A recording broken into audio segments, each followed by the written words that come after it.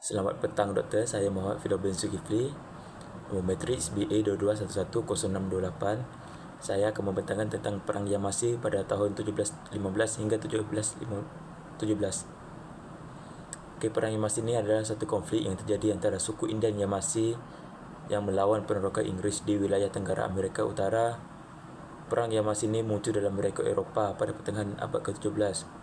Perang ini merupakan salah satu konflik yang paling merosak bagi peneroka Eropah dan suku-suku Indian di wilayah tersebut pada awal abad ke-18.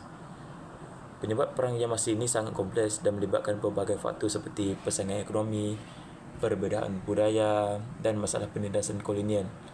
Salah satu faktor utama adalah ketegangan antara peneroka Eropah, terutamanya Inggeris dengan suku-suku Indian. Ini kerana suku Inggeris ini banyak menjual budak Indian sebagai tenaga kerja di perkebunan dan juga perladangan mereka.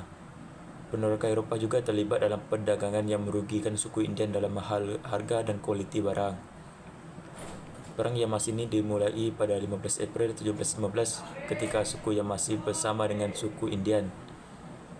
Suku ini telah melancarkan serangan mendadak terhadap peneroka Eropah di Carolina Selatan. Konflik ini dengan cepat melibatkan suku Indian lainnya termasuk Creek, Cherokee, Comanche dan Chickasaw. Perang ini menyebabkan kerugian besar bagi peneroka Eropah dengan ratusan orang terbunuh pada masa itu. Pada tahun 1717 pula, perang tersebut mencapai tahap kemuncak dan mulai mereda. Beberapa pemimpin Indian mencapai kesepakatan damai dengan peneroka Eropah, sementara beberapa suku Indian yang lain terus melanjutkan perlawanan mereka meskipun dengan keamatan yang berkurang. Sebahagian besar suku Indian ini terlibat dalam perang dan mengalami penurunan populasi dan kekuatan.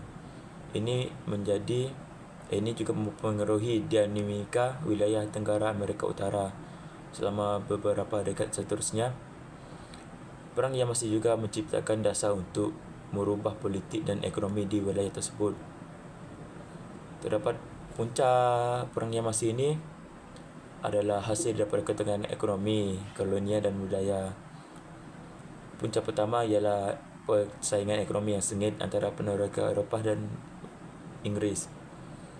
Ini melibatkan perdagangan yang merugikan suku Indian serta menciptakan ketidakpuasan yang mendalam.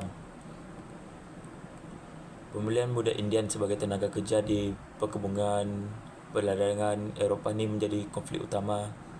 Selain itu, tekanan kolonial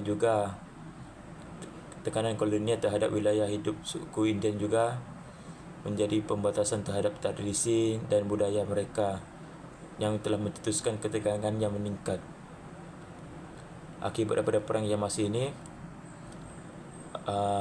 ratusan orang dan peneroka tewas, namun suku India juga mengalami kesan yang ketara, iaitu ia mengalami penurunan populasi dan kekuatan.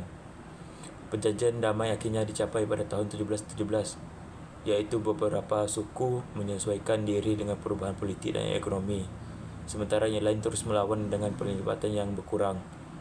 Perang Yamasi ini telah mencipta dasar untuk transformasi dalam dinamika wilayah Tenggara Amerika ini mengalami perubahan politik dan ekonomi yang ketara serta ketegangan antara suku Indian dan peneroka Eropah. Perang Yamasi ini bukan hanya konflik tentera semata-mata, tetapi juga mencerminkan ketegangan mendalam antara budaya, ekonomi dan kolonial. Oleh itu dapat kita simpulkan dari perang ini, ia telah menciptakan landasan bagi perubahan besar dalam wilayah Tenggara Amerika Utara dan kesan yang dapat dirasakan selama beberapa dekad seterusnya. Itu saja dari saya, Doktor. Terima kasih.